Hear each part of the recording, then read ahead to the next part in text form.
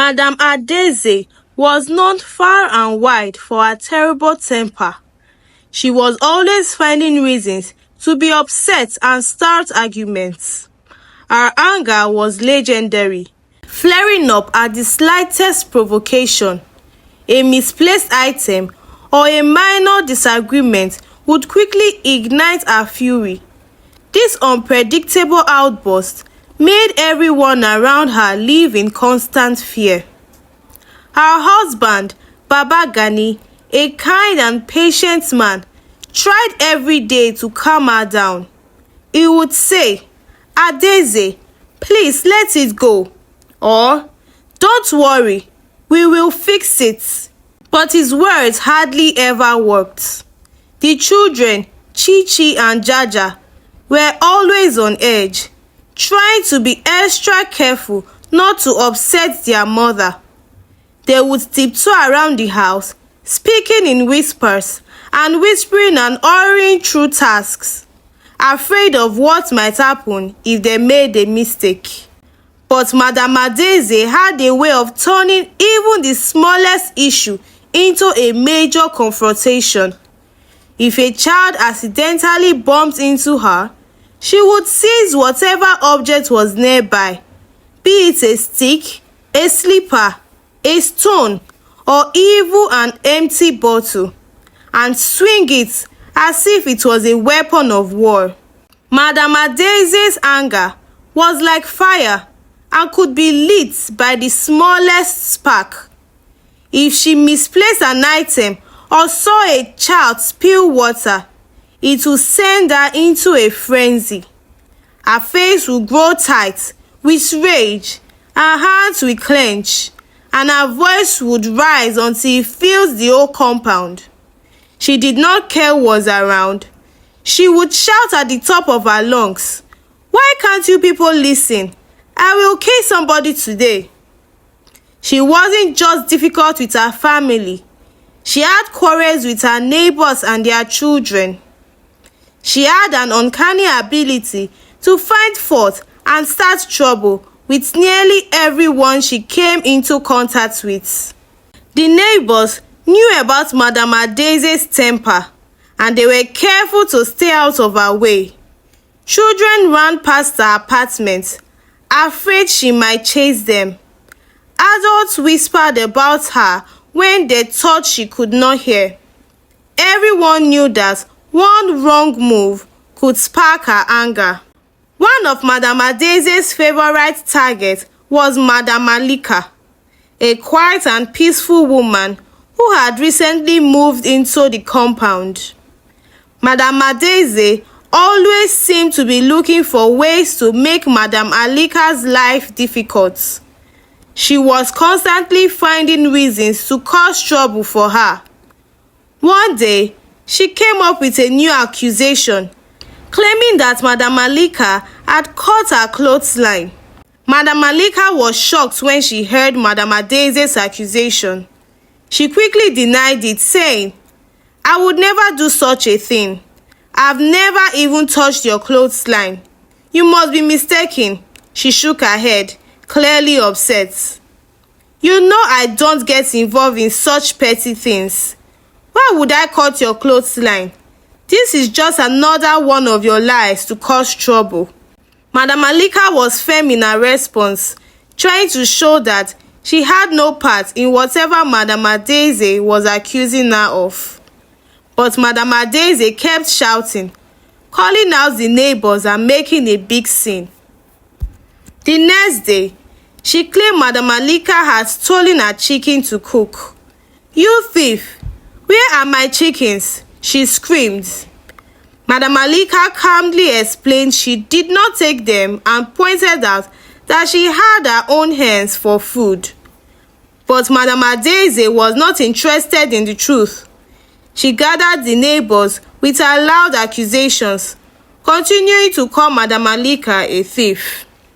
"I will make your life as difficult as I can," she told Madame Malika. Despite her efforts to stay calm, things soon turned a darker turn for Madame Malika.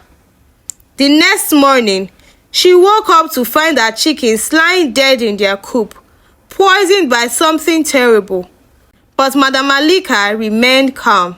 One evening, as Chichi was walking past Madame Malika standing outside her apartment, she greeted her. "Good day, ma." Madame Malika answered from her balcony with a smile. "How are you, my child?" From the other side, Madame Adeze yelled, "Who is your child? Don't ever call her that. Go have your own children, you barren woman." Heartbroken by all Madame Adeze's trouble, Madame Malika silently vows to take revenge. One sunny afternoon, the air was warm and the neighborhood seemed peaceful. But inside Madame Adeze's home, the atmosphere was anything but calm. Madame Adeze was in one of her infamous rages. The house was tense as she shouted at her children. Jaja, the youngest, had accidentally broken a plate while washing it. This made Madame Adeze furious. "Jaja, you foolish child," she screamed, her face red with anger. Without thinking, she reached out for her cane and began to strike him. The sound of the cane hitting Jaja echoed through the house, but this time, something was different. With each hit, Jaja screamed louder than ever before, and his body shook with pain. Madame Adeze was too blinded by her rage to notice that something was wrong. She hit him again and again, until suddenly, Jaja fell to the ground, lifeless. It was not until she saw her son lying motionless on the floor that Madame Adeze realized what she had done. She rushed to his side.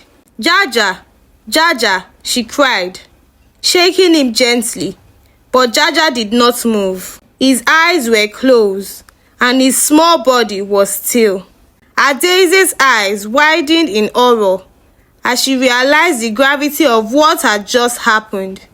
She looked at her son, lifeless on the floor, and her rage melted into overwhelming despair. "I did not mean to kill him," Madame Adeze wailed, her tears falling fast, her heart breaking with every sob. Her cries filled the house and spilled out into the compound, where neighbors began to gather. They had heard the shouting and the beating, but no one had expected it to end like this. Unbeknownst to Madame Adeze, Madame Malika had a secret. She was a witch and had planned her revenge with a cunning scheme. A few days earlier, Madame Malika had quietly snuck into Madame Adeze's home while the family was out. She had stolen the very cane Madame Adeze used to beat her children and had taken it to the coven where the other witches helped her cast a dark spell on the cane. When Madame Malika returned it to Madame Adeze's home, it looked exactly the same, but now it was enchanted, and whoever was struck by that cane would feel the blow of a heavy pestle instead of a light whip. So when Madame Adeze lashed out at her child, it was not the light sting of a cane that struck Jaja, but the crushing blow of a pestle. As the neighbors whispered among themselves, Madame Malika stood in the shadows, watching. She knew that her spell had worked. As the days went by, the street buzzed with rumors of what had happened. People spoke in hushed tones about Madame Adeze's loss, her uncontrollable rage, and the mysterious circumstances of Jaja's death. Madame Adeze was left with her grief. Her anger was gone and was replaced with overwhelming guilt and sadness. Her life had changed forever. She had lost her son, and the weight of her actions was too much to bear. Little did she know that Madame Malika's revenge was not over. What had happened to Jaja was only the beginning.